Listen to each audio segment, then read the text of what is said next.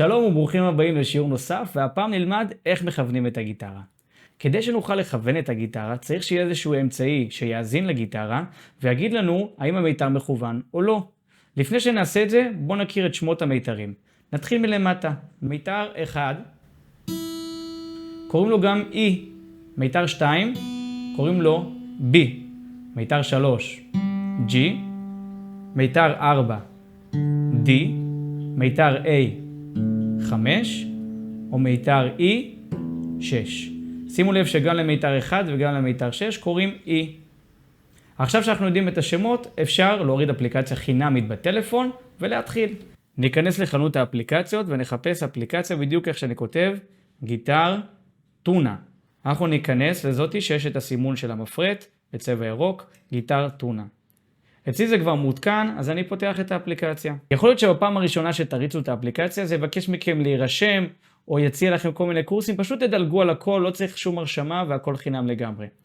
אז בסופו של דבר, אתם צריכים להגיע למסך הראשי, שנראה ככה. אני מניח את הטלפון על הירך, ככה זה הכי נוח לי, וזה קרוב מאוד לגיטרה, ככה שיוכל לשמוע את הגיטרה ממש מצוין. שימו לב שיש פה ציור של צוואר הגיטרה, עם שמות המיתרים ולא עם המספרים. לא סתם עברנו על שמות המיתרים, אנחנו צריכים להכיר גם את שמות המיתרים באותיות וגם במספרים. למעלה בצד ימין של האפליקציה יש אפשרות שנקראת אוטו והיא מסומנת. אוטו אומר שבעצם לא משנה איזה מיתר אני מנגן, האפליקציה אמורה לזהות את המיתר ולהגיד לנו האם למתוח או לשחרר את המיתר. בואו ננסה לדוגמה לנגן על מיתר מספר 2. אוקיי, היא זיהתה שזה מיתר B, וגם היא נתנה לי איזשהו צליל כזה שאומר לי שהמיתר מכוון. אבל זאת לא חוכמה, כי אני כיוונתי את המיתרים לפני שהתחלנו את השיעור. מה שאני הולך לעשות עכשיו זה לקחת את כל אחד ממפתחות הכיוון ולשחק איתו. חלק אני אזיז לכיוון אחד, חלק לכיוון שני, ואז נבדוק כמה האפליקציה עובדת. אני ממש משחק עם זה באופן רנדומלי, לא יודע, סיבוב, חצי סיבוב בכל אחד מהמפתחות, ונראה האם האפליקציה מצליחה לזהות. אני אתחיל ממיתר מספר 1. אוקיי, כתוב tune up. עכשיו אם אני לא בטוח לאיזה כיוון צריך לסובב את המפתח, או אפילו עם איזה מפתח אני צריך לכוון, אני יכול פשוט לעקוב אחרי המיתר, ולראות שהוא מגיע למפתח הזה. מפתח הראשון מלמטה בצד ימין. ואני אתחיל לפרוט על המיתר ולשנות לאחד הכיוונים, ונראה האם אנחנו מתרחקים או מתקרבים לאמצע. אנחנו כמובן רוצים להגיע לאמצע. אוי, מינוס 12, 11, זה אומר שאנחנו מתרחקים. אני אנסה לכוון לכיוון השני. שימו לב שנעשה את זה תוך כדי פריטה. הגעתי להביא, זה מצוין. אם גם תהיו מינוס 1 או פלוס 1 זה גם בסדר, אבל כמובן שעדיף להיות באמצע. נעבור למיתר הבא, מיתר 2, מיתר B. גם פה צריך למתוח. והאפליקציה אישרה. נעבור למיתר הבא, מיתר G, מיתר 3. פה אנחנו דווקא צריכים לשחרר לכיוון השני. מצוין. מיתר 4. למתוח.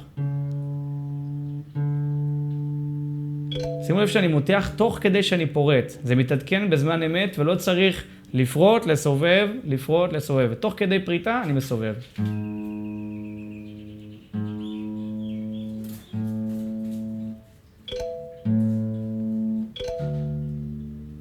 זה ממש לא מכוון.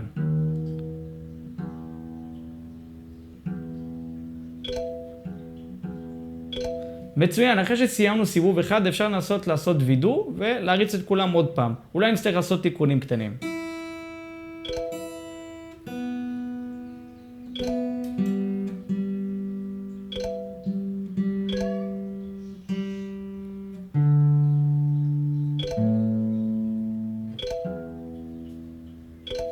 עכשיו יכול לקרות לכם מצב שאתם בטעות תסובבו מפתח לא נכון. אתם תרצו לסובב את מפתח של מיתר 1, אבל בטעות תסובבו מפתח של מיתר 2, ואז תצטרכו לחזור לתהליך ולכוון. שטויות, זה קורה לכולם, פשוט נעשה את זה עוד פעם. עוד משהו שחשוב לדעת, אם אתם החלפתם למיתרים חדשים, או להפך, יש לכם מיתרים מאוד ישנים, הכיוון של הגיטרה ממש בעייתי, וזה אומר שכמעט כל נגינה שלנו, המיתרים יצאו מכיוון. זה לוקח כמה ימים עד שזה מסתדר במיתרים חדשים, בדרך כלל 3-4 ימים של נגינה עד שהמיתרים מסתדרים וכבר לא יוצאים מכיוון, ומיתרים ישנים פשוט צריך להחליף. חשוב לציין שיש מכשיר חיצוני שכל התפקיד שלו הוא לכוון את הגיטרה והוא נקרא טיונר, והוא הרבה יותר מדויק מהטלפון שלנו. אבל האמת שהטלפון עושה עבודה ממש מצוינת ובחינם. אז לא צריך לקנות טיונר, בטוח לא בהתחלה. אני משתמש בטיונר המקצועי רק כשאני מקליט או מופיע. אם אני סתם יושב בבית וצריך לכוון את הגיטרה, אני מוציא את הפלאפון וממש מכוון בקלות.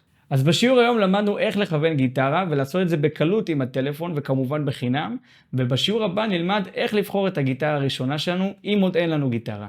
אם יש לכם כבר גיטרה, אתם יכולים לדלג על השיעור הזה. ניפגש שם.